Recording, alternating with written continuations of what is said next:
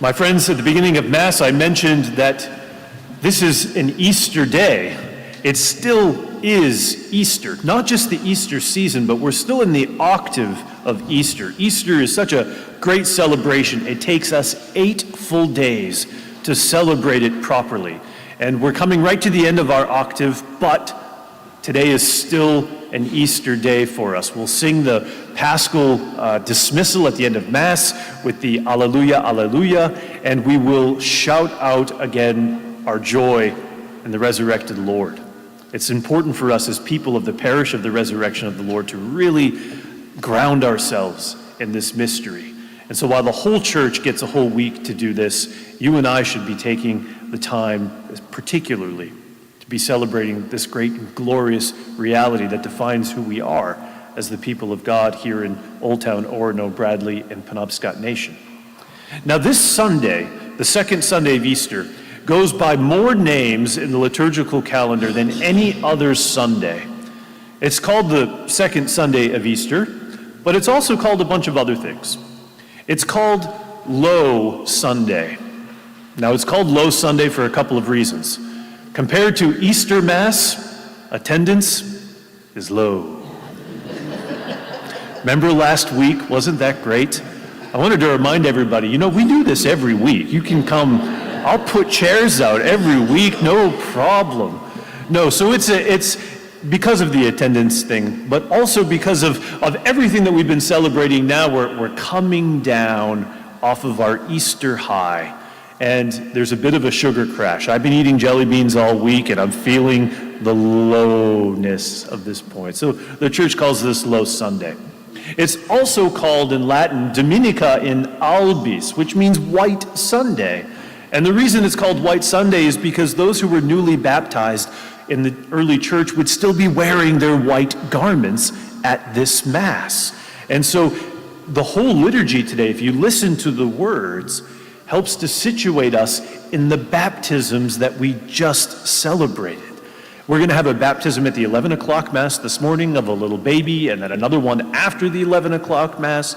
And we're celebrating all of the baptisms that we celebrated at the Easter Vigil this past week. It's a reminder that you and I, we don't just think about the resurrection of Jesus, but we actually become part of it. That's what happens in baptism. We are configured to Christ. We put him on, and he puts into us the promise of our own resurrection. And so we celebrate that today. Another word for today is in Latin Quasimodo Sunday. Now, if you've ever watched The Hunchback of Notre Dame, you know that his name was Quasimodo. And the reason he's called Quasimodo is because he's a little deformed. In Latin, Quasimodo means partially formed, and it's used for poor Quasimodo as a derogatory term. But the reason that he's named this is because he was adopted and named on the second Sunday of Easter, on Quasimodo Sunday. And in Latin, the term is used to describe those who have been newly baptized. Newborn infants is how we translate it into English, but in Latin it's Quasimodo, which means partly formed. They've been given new life, but now they grow. They're growing in their faith, and all of us are Quasimodo. We are all on the road to wholeness and holiness. And so we celebrate that reality. The newly baptized are a great witness for this to all of us, but the truth is that we are all at this point. And then in more recent years, this Sunday has been called, thanks to St. John Paul II, Divine Mercy Sunday. And I really think that this helps to wrap everything all together. Today is the day, basking in Easter joy, that we remember that God is not just some cosmic policeman watching for all of the errors that we make, watching for us to fall and ready to throw us into jail. God is a loving, merciful God who wants nothing more than to come into our lives, to come into our hearts, to forgive us, to shower down his mercy and grace upon us. When we think of being quasimodo, as being half-formed. That's the part that we're missing, the mercy of God. And it's a lifelong journey. You and I are going to spend the rest of our lives receiving the mercy of God, going to him and asking for it, which we do not like groveling little worms, but as newborn children, as quasimodo, as people who are ready to continue growing, and we need mercy to grow. Now, when I think of divine mercy, when I think of, in fact, just the word mercy itself, I'm reminded of how much I struggle with it. Not in terms of receiving it from God, although I do struggle with that, because sometimes the weight of my own sinfulness can make me think of myself as just so unworthy and unable to receive mercy from God. But when I think about it, the reason why I have trouble with that is because I have trouble giving mercy in my life. I put it on such a high pedestal.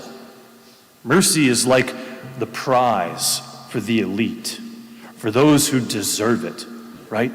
If you've hurt me in this life, if you've offended me, if you've caused me harm, I have this precious commodity that I call mercy, forgiveness, love, whatever you want to call it.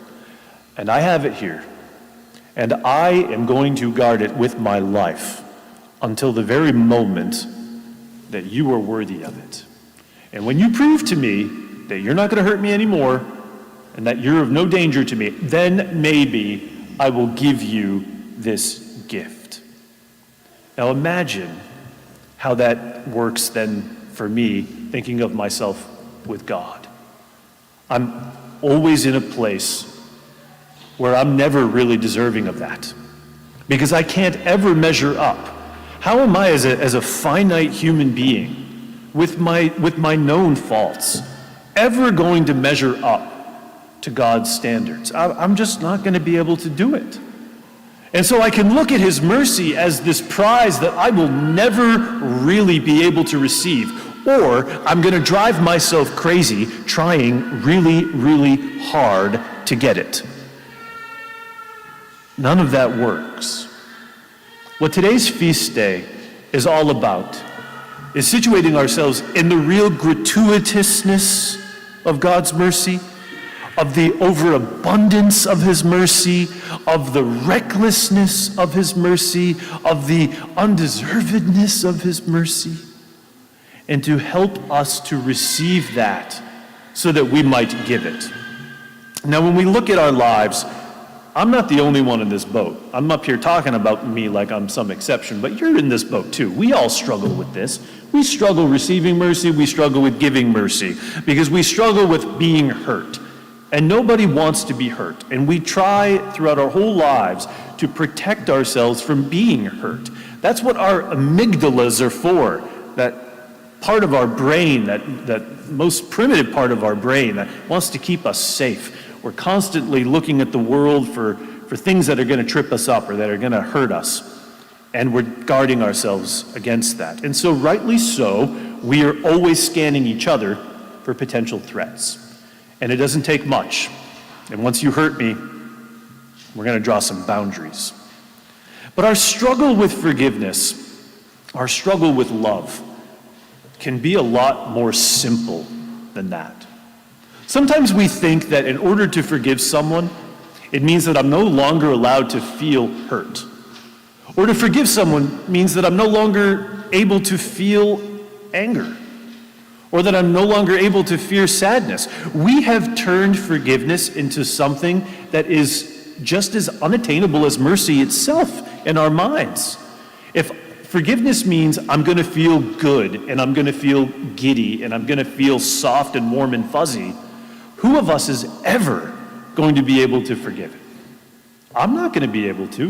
You know how often I feel those things? Maybe like 3 seconds every week, right? They're not usual emotions for me. So if my struggle with the other emotions, anger, fear, sadness, and all the rest of them, if those are going to preclude me from actually being able to forgive, then I'm in big trouble. No, what today's feast day reminds us is that Forgiveness is attainable and it is givable when we simplify it, when we bring it down off of its pedestal and we look at it for what it really is. And what Jesus shows us in his mercy and his forgiveness is that it really comes down to the great recognition that you and I, as human beings, every single one of us, we are all suffering. And we do the things that we do, the sins that we commit, the harm that we cause, we do it from our suffering. As I've said before, as you've heard it before, hurt people hurt people. So what is mercy then? Well, mercy is the two Latin words, miser, which means miserable or sorrowful, and cor, which means heart. A miserable heart, a sorrowful heart. Mercy is about daring to enter into the sorrow and the suffering and the pain and the misery of another person, perhaps even one who is hurting you, and being able to see and to understand that the dynamic going on is not because we are just awful people, but because we are hurting, we are suffering. And mercy says, you know what? The hurt is still there. The pain is still there. But I'm going to come and be present to you in it. That is exactly what Jesus did for us. We spent the last 40 days looking at the cross, learning its lessons, trying to enter deeply into this. Jesus is able to forgive and he's able to have mercy because Jesus enters right in to our human suffering. Even on the cross, he's looking out at the very people who just drove stakes through his hands and feet. And what does he say? Father, forgive them, for they don't know what they're doing. What do you mean they don't know what they're doing? Of course they knew what they were doing. I saw them put those nails in your hands. They knew what they were doing. No, but they didn't know what they were doing.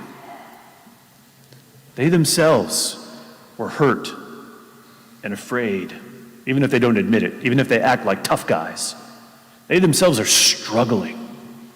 And Jesus, in that great moment of mercy, he entered right there. He went right there, and he loved them in the midst of this. And my friends, that is what Jesus is doing for us, and it's what he's asking us to do for each other.